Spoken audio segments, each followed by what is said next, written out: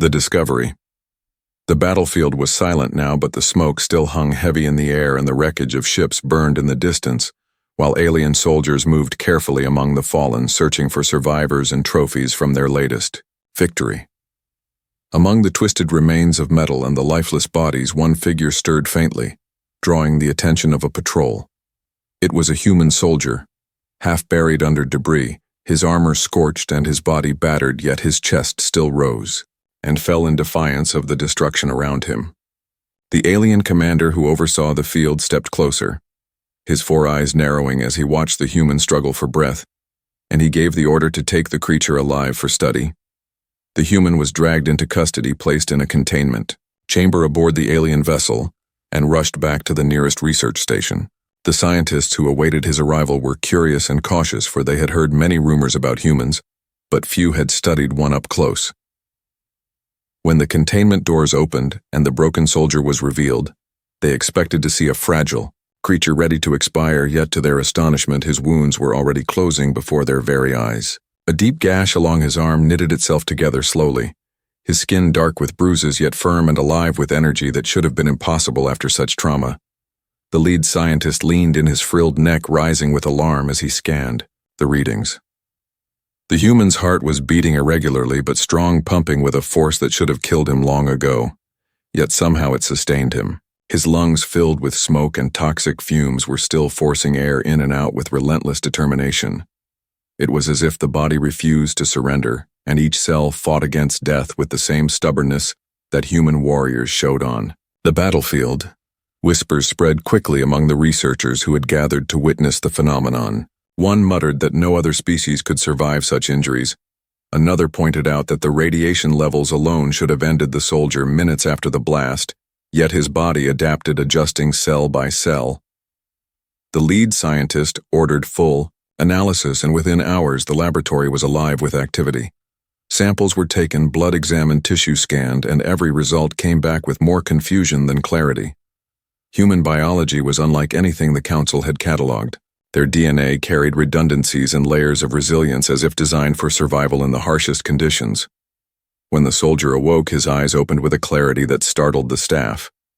He looked at the walls of his containment cell, then at the scientists who watched him from behind a barrier of glass, and instead of fear, he showed defiance. His voice was hoarse but steady as he asked where he was and what they planned to do to him. The translator struggled to catch his tone, but even without words, the aliens felt the weight of his will. He was a prisoner, but he did not see himself as defeated. The scientists increased their tests, exposing him to toxins, measuring how his body reacted to pressure changes, and even simulating extreme heat. Each time they were certain he would collapse, but instead he endured, sometimes barely, but always enough to defy their predictions. They began to understand that this was not just a soldier's training or luck. This was biology forged to endure what others could not. It was in that moment that the lead scientist recorded his findings with trembling hands. The words were simple, yet chilling. Humanity's biology was not that of a fragile species, it was a weapon in its own right. The alien commander who had ordered the human captured received the report with disbelief and unease. He looked again at the recordings of the soldier fighting to breathe even when death should have claimed him long before, and he felt something unfamiliar rising in his chest. It was not anger and not disgust, it was fear. The galaxy had underestimated this species, believing them to be reckless newcomers, but now evidence lay in their hands that humans were something else entirely, something dangerous, something, perhaps, unstoppable. As the wounded soldier sat within his cell, staring silently at the stars beyond the viewport, his captors whispered of what was to come. The Galactic Council would have to be informed, and the discovery would not remain hidden for long. Already a ripple of dread spread among those who had seen him. They did not yet know it, but this single survivor would change the way the galaxy saw humanity forever. The debate. The Galactic Council chamber was vast and filled with voices that echoed off the towering crystalline walls as representatives of dozens of species gathered in urgent assembly. The news had spread quickly that a captured human soldier had displayed resilience beyond anything documented in the Council's archives, and the report had shaken the balance of opinion across the stars. At the center of the chamber stood the circular platform where evidence was presented, and already the lead scientist who had overseen the study of the wounded soldier stood with trembling notes clutched in his claws, ready to defend his findings. When the chamber settled into silence, the grand speaker motioned for the scientist to speak, and with a deep breath, he began to explain what they had observed. He spoke of wounds that should have ended the soldier's life within minutes, yet had sealed themselves shut with remarkable speed. He described the way the human body adapted to toxins and pressure as though its cells were locked in constant battle against the universe itself. He admitted that he and his team could not fully explain how such biology had evolved, but the conclusion was clear. Humans were not fragile creatures as once believed, but living weapons capable of surviving conditions that destroyed most other species. The moment he finished, the chamber erupted into chaos. A delegate from the Sarkan Empire slammed his armored fist against the table, declaring that humanity posed a threat greater than any weapon yet known. If one soldier could endure so much, then what could an army of them accomplish? He called for immediate quarantine of Earth and its colonies to prevent further spread of what he called a biological menace. Across the chamber, others nodded in agreement, their voices rising in fear and anger, yet not all agreed. The representative of the Vayari Confederation, a delicate being with translucent skin and calm manner, argued that fear should not guide the Council's judgment. She reminded the assembly that humans had fought alongside other species in minor conflicts, not as conquerors, but as allies. She spoke of the human capacity for compassion and their strange tendency to aid even those who could offer nothing in return. If their biology made them strong, then perhaps that strength could be a shield for others rather than a blade of destruction. The debate raged for hours, and the chamber grew heated with accusations and counter-arguments. Some pointed to the history of humans, their wars and their struggles, claiming it was proof they were violent by nature. Others countered that every advanced species had endured war in its early history, and that humanity was still young, learning its place in the galaxy. The grand speaker listened carefully but said nothing, waiting for the voices to clash until the truth could no longer be ignored. In the end, the scientist presented recordings of the captured human enduring trials that would have killed most creatures within moments. The sight of the soldier struggling against poison and pressure, yet refusing to die, silenced even the loudest critics. The image of his eyes burning with determination even when he could barely stand spread a chill through the chamber.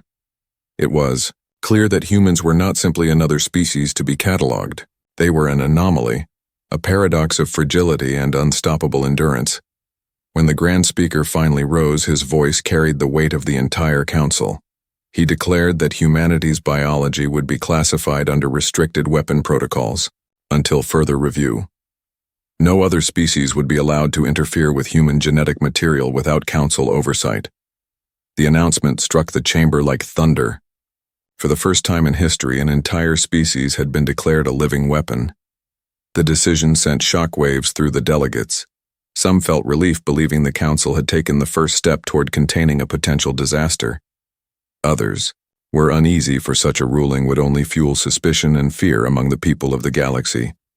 And far away on the research station where the captured soldier still sat in his cell, the scientists whispered of what the council's words meant. To them it was clear. The galaxy had placed a mark upon humanity, one that could never be erased. As the delegates left the chamber, arguments still raged in private corridors and shadowed alcoves.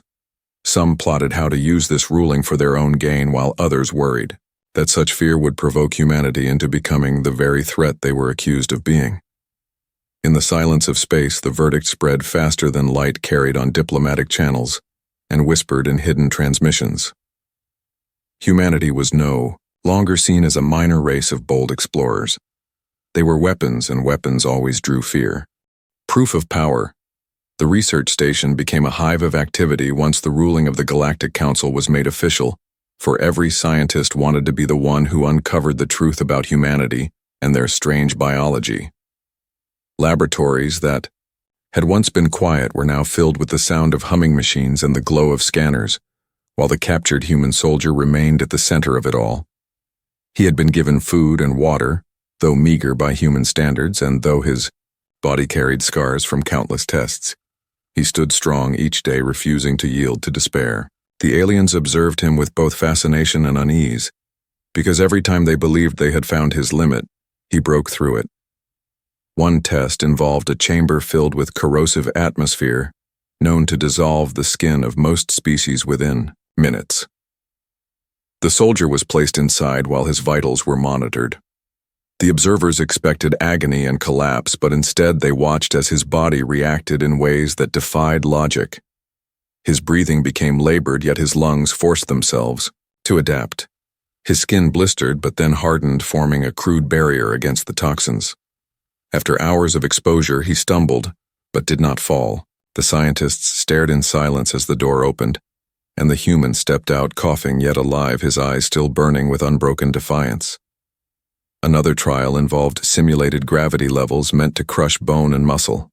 The alien engineers were certain the human skeleton would snap under the pressure, yet when the field activated, the soldier dropped to his knees, then forced himself upright again. Each breath came with struggle, each movement shook with pain, yet step by step he adjusted his posture and forced his body to endure.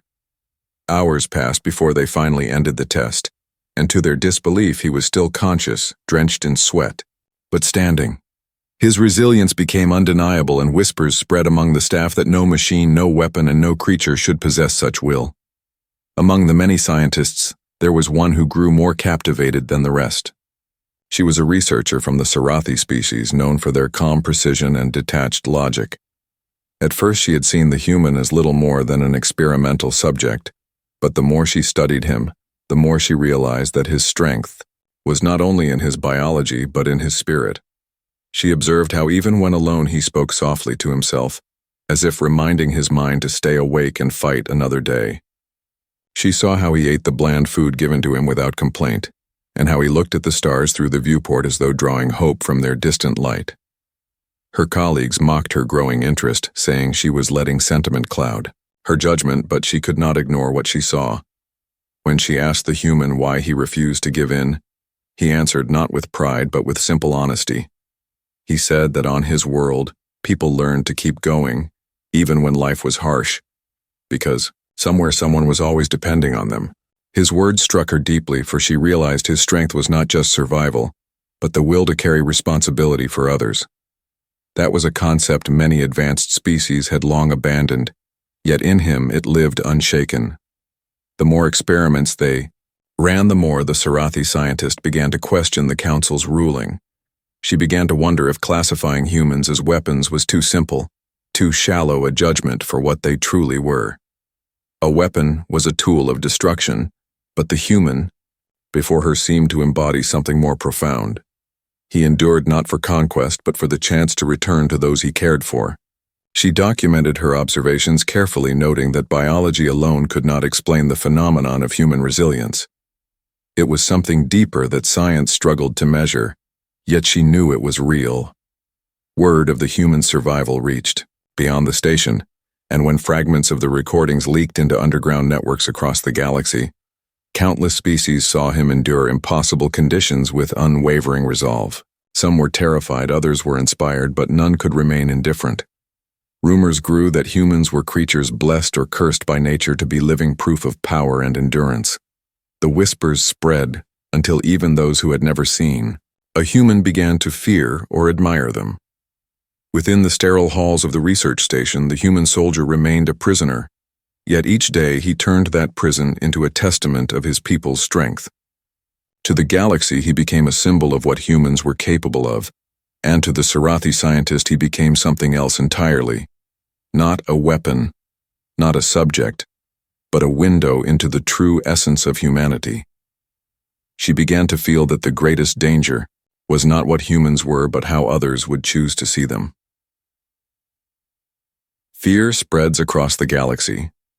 The news traveled faster than any fleet could move, carried in fragments of intercepted transmissions, and whispered in the halls of power. What had begun as secret research within a single station was now the subject of endless debate across 1,000 worlds. Merchants spoke of a human who could endure poison as if it were only bitter air. Soldiers told tales of a man who stood under crushing gravity and refused to bow. Civilians who had never seen a human began to look over their shoulders in fear, wondering if one might already be among them, waiting unseen like a living weapon disguised in ordinary form. The Galactic Council had hoped their ruling would contain the panic by placing humanity under strict classification, but the opposite happened. By declaring humans as weapons, the Council had turned rumor into reality. Entire sectors now believed that Earth was a hidden arsenal and that its people were not explorers or allies, but soldiers bred for war. Some governments responded by drafting new defense programs focusing not on rival empires but on preparations for a potential human threat. Armies were drilled with strategies designed only for battles against an enemy that most of them had never even encountered. In distant colonies, where humans had settled among other species, suspicion grew. Neighbors who once shared meals began to keep their distance. Markets that once welcomed human traders now closed their doors when they arrived. The classification of human biology had changed perception in a way no battle ever could. Fear seeped into ordinary life, turning every smile into a hidden threat, every handshake into a calculation of danger. But there were others who saw something different in the stories. Among oppressed worlds where the Council's influence was heavy, the whispers of human resilience carried hope. They said if humans could withstand poisons and crushing weight, then perhaps they could also withstand tyranny. To those who had been crushed under stronger empires, the thought of humans as weapons was not a warning but a promise. Small resistance groups began seeking contact with human outposts, believing that if they allied with Earth, they might finally break free from centuries of control. Inside the research station, the Sarathi scientist who had grown close to the human watched these developments unfold with unease. She knew the galaxy was seeing only fragments of the truth. They saw his scars as marks of danger, but she had seen his quiet moments, his patience, his ability to endure, not for himself but for others. She feared that the more the galaxy painted humans as weapons, the more likely humanity would be pushed into proving it. Fear could shape destiny as surely as biology, and she worried that the Council had already set events into motion that could not be undone. The soldier himself did not yet know the scale of the storm outside his cell, but he could sense the change in how the guards looked at him. Their eyes no longer saw a prisoner, but a threat kept behind reinforced glass. They spoke less to him, avoided his gaze, and treated him as if at any moment he might break free and tear through the station. He found it strange because his only thought was survival and the hope of seeing his home again. Yet somehow the galaxy had already decided that he was more than a man. He was a weapon in their eyes, and weapons are never left in peace. In the council chambers, the debates turned darker. Some argued that humanity must be restricted to its homeworld, locked behind barriers to prevent expansion. Others called for more extreme measures, hinting at the unthinkable idea of removing the threat entirely before it spread beyond control. The very thought of such actions unsettled many, but fear has a way of silencing reason. The galaxy had begun to tremble, not because of what humanity had done, but because of what humanity might do. As these fears spread, one truth became clear. Humanity had not sought this reputation, yet it had been forced upon them. They were explorers, soldiers, dreamers, and survivors, but to the galaxy they were now something else entirely. They were the nightmare hidden in biology, a storm waiting on the horizon. And in the silence of space, the fear of humanity began to grow louder than the reality of who they truly were.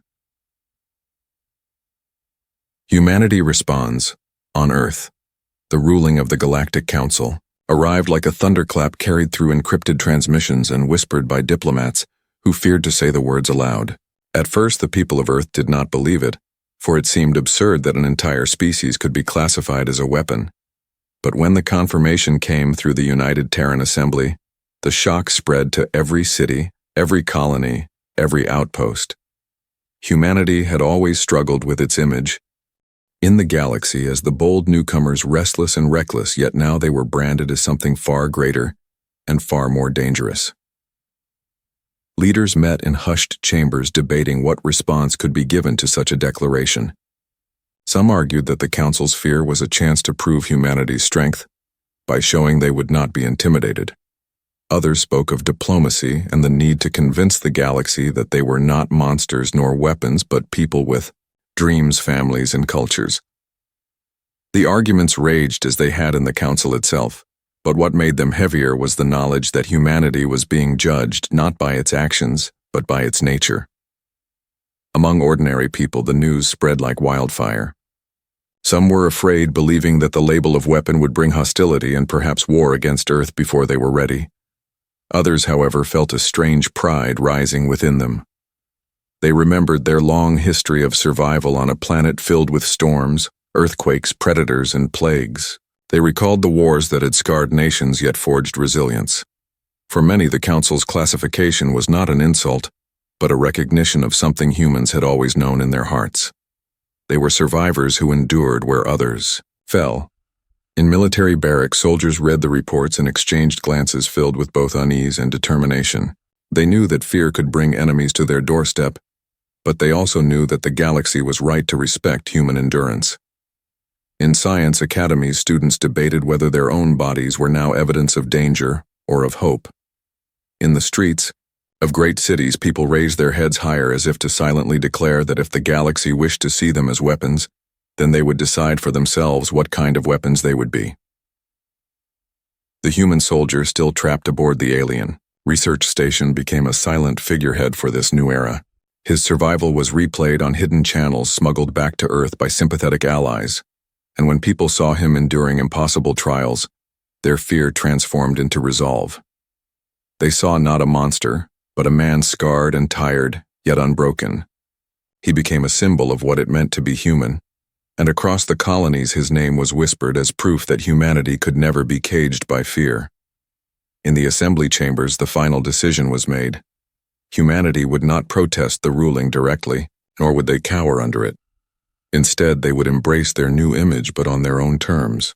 They would show the galaxy that if humans were weapons, they were weapons of choice, not of destruction, but of protection. The declaration was simple and sent across the stars with unwavering clarity. Humanity would stand as guardians for those who sought peace, allies for those who wished for freedom, and defenders for those who could not defend themselves.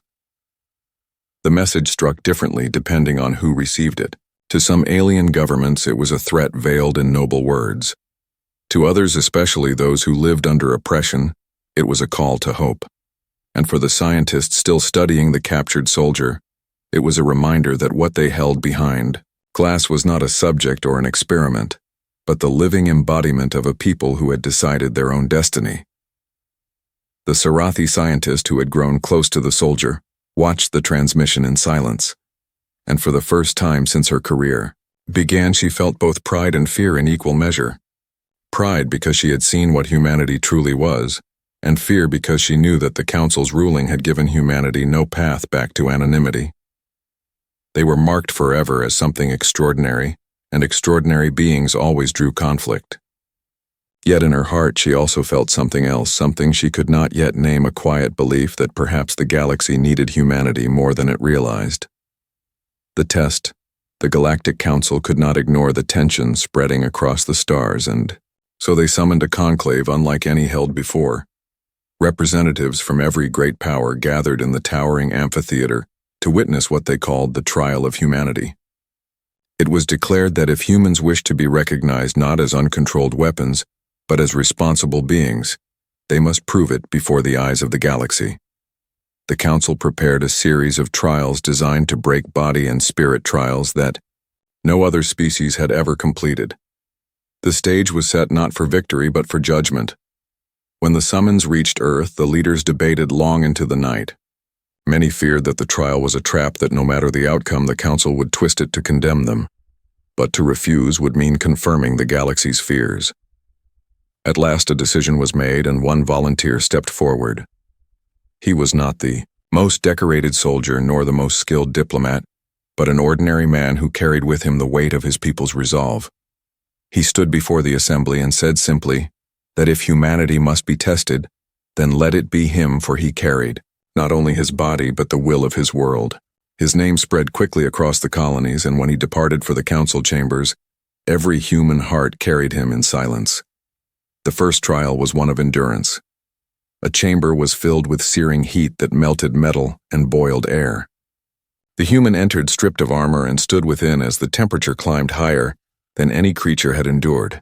The crowd expected collapse, yet he remained upright, sweat pouring down his skin, his chest heaving as he forced breath after breath. He did not rage nor cry out, he simply endured as though defiance alone was fuel for his body. When the chamber was finally opened, he stumbled forward but did not fall, and the watching delegates whispered in disbelief. The second trial tested the mind. He was placed within a simulated field of illusions designed to break sanity, twisting time and memory until nothing remained stable. Other species had failed within minutes, clawing at their own minds. The human, however, closed his eyes and focused on a single thought. He remembered the faces of those waiting for him at home and the voices of those who had believed in him. He clung to those memories as anchors, and when the simulation ended, he emerged shaken but unbroken. The council recorded that his mental stability had resisted conditions far beyond tolerance. The third trial was the cruelest of all. He was forced to choose between his own life and the life of another being placed before him.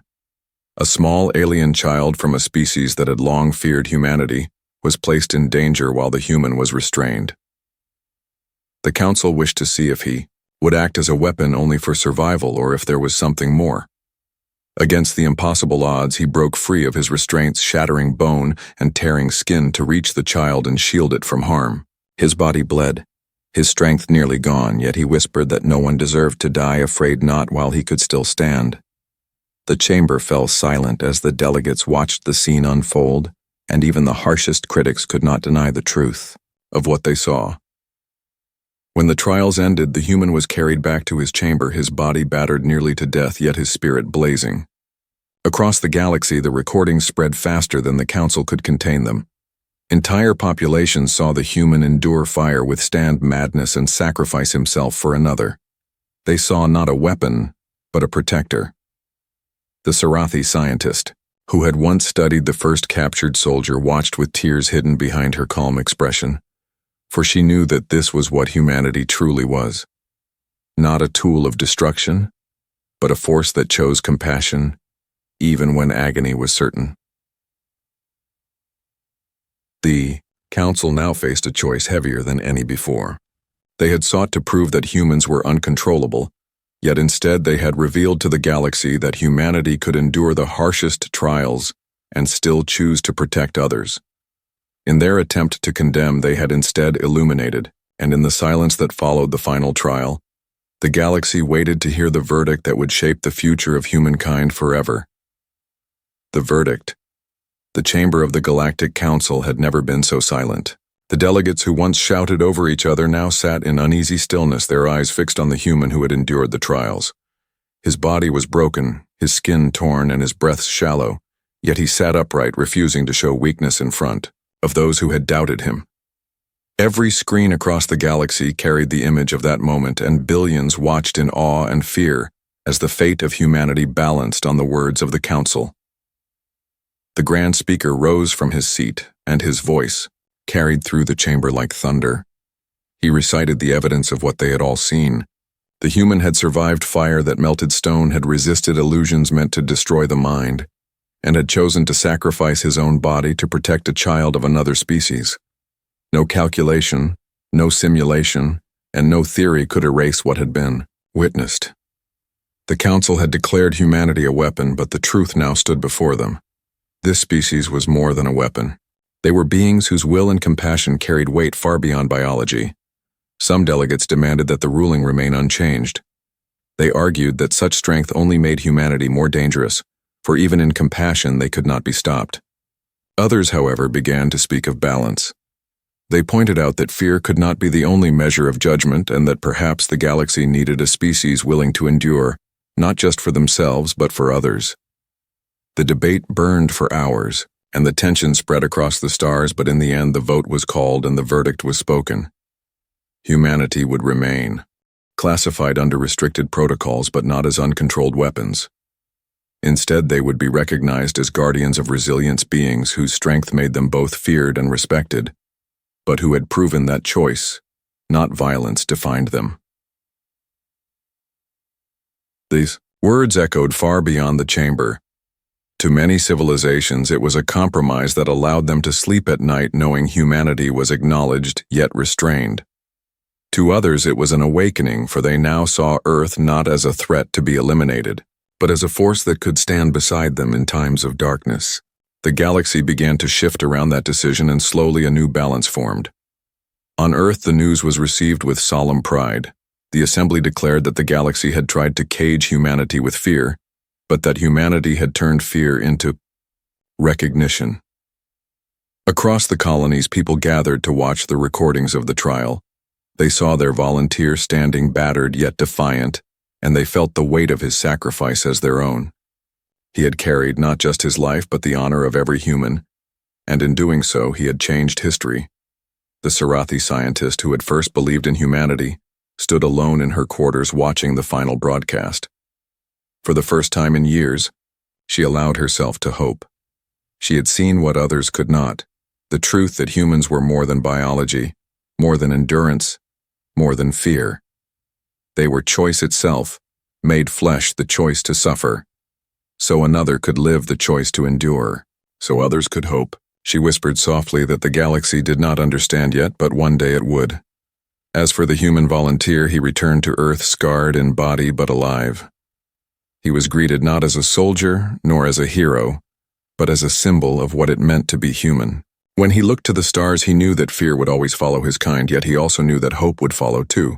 Humanity had been tested, and though the Council still called them weapons, the truth had been revealed to all who had eyes to see.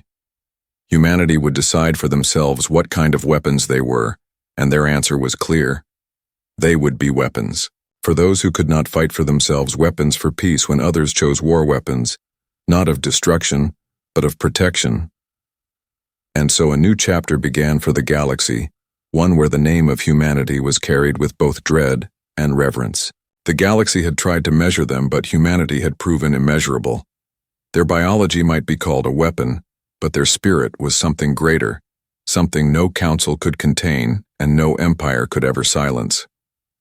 The council chamber felt like the heart of the galaxy itself as every eye turned toward the human who had endured the trials.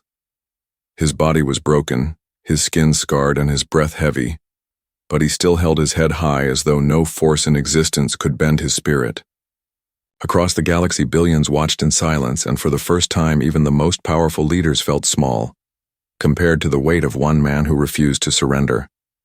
The Grand Speaker rose, and his voice filled the hall, declaring that the evidence of what they had all seen could never be denied. They had witnessed a human endure fire that reduced stone to liquid. They had witnessed him resist illusions that shattered the minds of others, and they had witnessed him choose pain and sacrifice to protect a child of another species. In those trials, he had revealed the truth that could not be measured by data or calculations.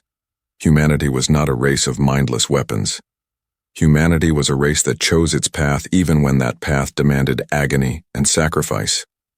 Arguments still flared. Some declared that such power was too dangerous, and that humanity's compassion could not erase the threat of their biology. Others stood and said that the galaxy had seen a glimpse of something it had forgotten, a reminder that strength did not only destroy, but also protected. At last the vote was cast and the decision was made. Humanity would remain classified, but not as weapons of chaos. They would be recognized as guardians of resilience, beings capable of destruction, yet also capable of enduring and protecting in ways no other species had shown. The announcement swept across the stars. On many worlds, people trembled still, but others whispered in awe that perhaps the galaxy had been given new defenders. On Earth, the message arrived like a fire in the night. People crowded in streets and stations to see the broadcast of the man who had carried the burden of them all. They saw his broken body standing proud, and they felt that his strength was their strength. Leaders declared that the galaxy might label humanity as weapons, but humanity would choose what those weapons meant, and the choice was clear. They would fight not for conquest, but for those who had no shield. The Sarathi scientist who had believed in the human from the beginning watched with quiet pride. She had seen what the galaxy struggled to see. His biology was remarkable, but it was his spirit that truly changed everything. It was not cells or muscles that made him endure, but his refusal to let fear dictate his actions. She knew the galaxy would struggle with this truth for many years, but she also knew it had already been planted like a seed, and one day, it would grow. The human volunteer returned home, scarred, but alive. He carried with him no crown and no medal, but the silent honor of a people who understood that he had stood in fire for them. When he looked to the stars, he did not see fear, he saw challenge. Humanity had been branded forever, but they had turned that brand into a promise. They would be the storm if needed, but also the shelter. They would be the blade if called, but also the shield. The galaxy would learn that humanity was not defined by what they were made of, but by what they chose to become. And in that truth, the story of humanity entered a new chapter, one written not by the Council, but by humanity itself, one that would echo through the stars for ages to come.